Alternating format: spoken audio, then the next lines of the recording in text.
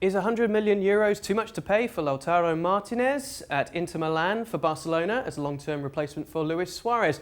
Or is it simply that Barcelona can't afford to pay €100 million? What do you think, Ali?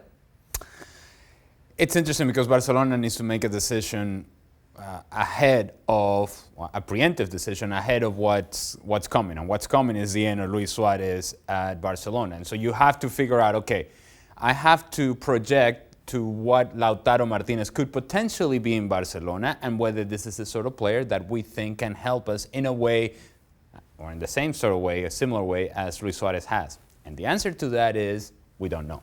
See, Lautaro Martinez, as good as he has been, and he's been very good for Inter, and in a crowded striker line for Argentina, where you have Kun Agüero and Higuaín and others that kind of come in and pop out, it is Lautaro Martinez, the one that has now been sort of chosen as the guy who can actually play alongside or ahead of Lionel Messi. So there's a lot of things that he has done over the course of his career that are impressive.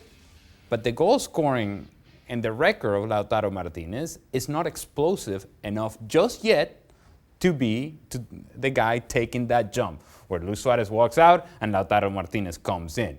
And I think he could potentially be a very good striker.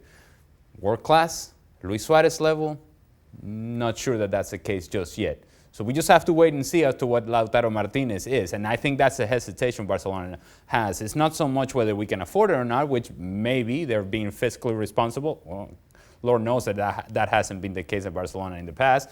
But maybe they're looking at it and say, wait a minute. We're not just going to throw $100 million on the potential of what this guy can be.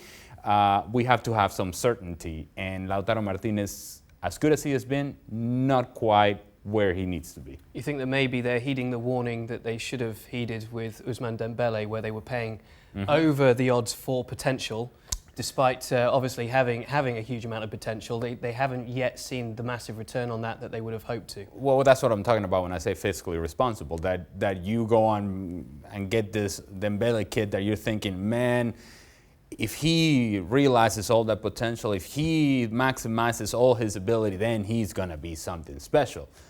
But you did not go above and beyond to do your homework and understand that for all the potential that the kid has, well, first of all, he's never available because he's always injured. And second of all, between the ears, there's a popcorn there. And it's a kernel just going pop, pop, pop, and that's it. There are no real substance just yet, and enough maturity for Ousmane Dembele to become the player that he needs to become. And so I think Barcelona is looking at it as, you know what? If we're going to take a risk, if we're going to take a chance, make it an informed risk and make it an informed chance. And let's just see the productivity of Lautaro Martinez and see whether that picks up. This is not a guy who scored 40 goals in a year. That hasn't been the case, not even 30. So it's not Luis Suarez. And so if that's what you're expecting, then good luck, because Lautaro is not there.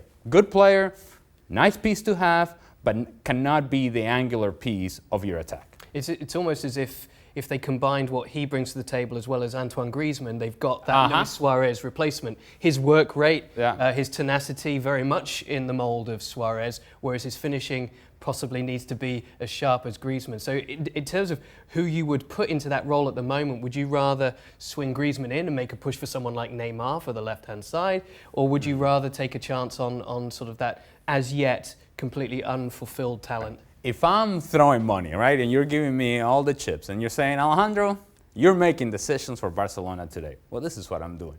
I pick up the phone and I say, Harry Kane, how you doing, buddy? What's going on? How you like Barcelona? You like seafood? We got great seafood here. See, that's what I would do. I'm going after the best. I'm going after the very top of the tree when it comes to strikers, because that's the sort of level of player that is walking out the door eventually. So I have to go for that very same level. I cannot go into a level where I'm hoping they become that. If you're hoping that they become that, then you cannot pay top market value. And so that's a part in which Barcelona has to make a case. Either I throw all the money at a guy like Harry Kane, or I have to pay a value that I'm not comfortable with for a guy like Lautaro Martinez, who we don't know just yet what the final product will be. Yes, and Harry Kane would obviously be about double the price, roughly. No, that's all right. If you like seafood. You gave me the money, right? I did. I'd love to give you money. All right. Every week.